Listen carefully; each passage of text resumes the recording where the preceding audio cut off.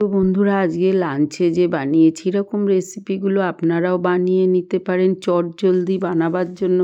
যেভাবে রান্নাগুলো করেছি নিরামিষ থালিগুলো নানা রকম হয়, তার মধ্যে আমি যেগুলো সহজে বানানো যায়, প্রথমেই বেগুনটা লো অয়েলে একটু বেসনের কোটিং করে ভেজে নিয়েছি। দেখুন এইভাবে অল্প তেলে ভাজা হয়ে যায়, আর না ইচ্ছে হলে পুরো তেলেই ভাজতে হবে। এবার বেসন, লঙ্কা গুঁড়ো, হলুদ দিয়ে ফুলকপিগুলো কেটে ভাপিয়ে নিয়ে তার মধ্যে যোগ করেছি আর একটু চাল গুঁড়ো, আর একটু লঙ্কা গুঁড়ো, মরিচ গুঁড়ো, লবণ দিয়ে বেশ ভালো করে মেখে নিলেই হলো।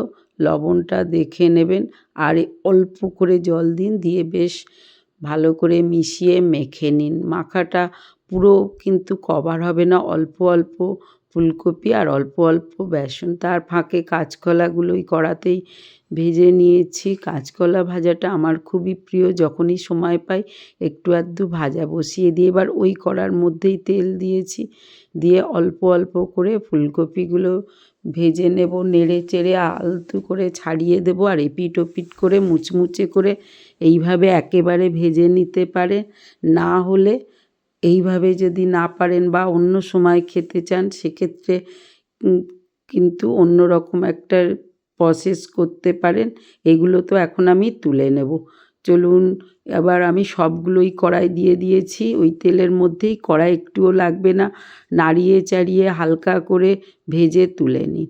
ব্যাস বন্ধুরা, এদিকে সব উচ্ছে, গাজর, শিম, আলু সমস্ত কিছু ভেজে নিয়েছি। প্রেসারে একটা সিটি দেওয়ার পরে এবার এর মধ্যে প্রয়োজন মতো লবণ, হলুদ, একটু লঙ্কা গুঁড়ো বা কাঁচা লঙ্কা কুচিয়ে ভেজে নিল। এটা হচ্ছে 4 চামচ বেসন আর 2 চামচ দই দিয়ে মিক্সিতে যোগ করে একটু ফেটিয়ে নিয়েছি। কড়ির ডাল করার ইচ্ছা, শুকনো লঙ্কা, সর্ষে, কারি পাতা দিয়ে ফোড়ন দিয়ে দিয়েছি। এবার ডালটা যোগ করে দিলাম, লবণটা দিয়ে দিন, একটু হলুদ দিয়ে দিন, ফুটে উঠলে নাবিয়ে নিন। ব্যাস বন্ধুরা, কড়ির ডালটা রেডি। আমি পাকোড়াটা আজকে বানাইনি, ডালটাই বানিয়ে নিয়েছি চটজলদি রেসিপিতে। এবার আবার কড়ার মধ্যে একটু জিরে ফোড়ন দিয়ে শুকনো লঙ্কা যোগ করে দিলাম, নাড়িয়ে চাড়িয়ে গরম করে নিয়ে বন্ধুরা যখন স্মেলটা বেরোবে তখন একটু প্রথমে জিরে যোগ করেছি।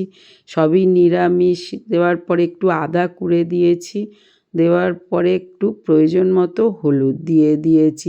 এতে কালারটা ভালো চলে আসবে। টমেটোর দানাগুলো ফেলে টমেটো যোগ করেছি, আর 1 মুঠো কড়াইশুঁটি, লঙ্কার গুঁড়ো, লবণ সমস্ত কিছু দিয়ে নাড়িয়ে চাড়িয়ে একটু জল যোগ করে কষে নেব।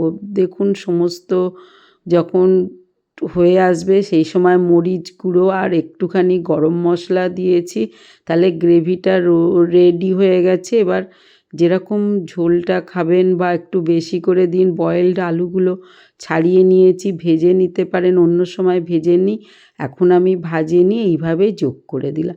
নাড়িয়ে চাড়িয়ে সমস্ত মশলার সঙ্গে একটু মাখামাখি হয়ে গেলেই তখন জল দিয়ে ফুটতে দিন, আর অবশেষে ধনেপাতা কুচিয়ে দিয়ে নাবিয়ে দিন।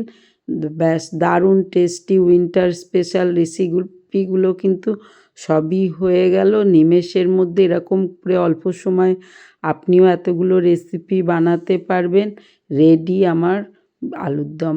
এবার কড়াটা পরিষ্কার করে প্রথমে একটু পাঁপড়টা ভেজে তুলে নিলাম। দেখুন চটজলদি পাঁপড় ভাজাগুলো তো হয়েই গেছে। আর এই ফুলকপির পকোড়া খানিকটা অল্প ভেজে তুলে নিয়েছিলাম, সেগুলো খাওয়ার আগে মুচমুচে করে ভেজে নিলাম। বন্ধুরা, এই প্রসেসটা সবথেকে বেশি আমাদের বাড়ির জনপ্রিয়।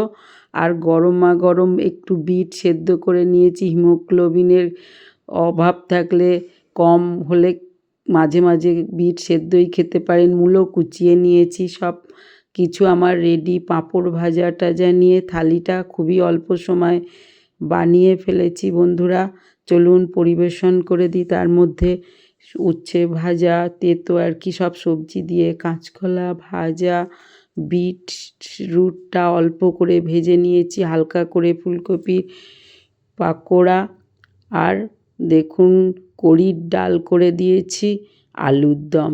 তাহলে বন্ধুরা সব রেসিপিগুলো রেডি। এবার আপনারা যদি চাটনি খান নিতে পারেন। আমি কড়ির ডাল দই দিয়ে করেছি, এই জন্য নিইনি। পাঁপড় ভাজা দিয়ে নিরামিষ থালি একদম অন্যরকম রেডি। মাঝে মাঝে এরকমভাবে কম সময়ে বানিয়েই ফেলতে পারেন। একটা কাঁচা লঙ্কা নিয়ে বসে পড়ুন। আজ আসি, বাই বাই, সঙ্গে থাকুন।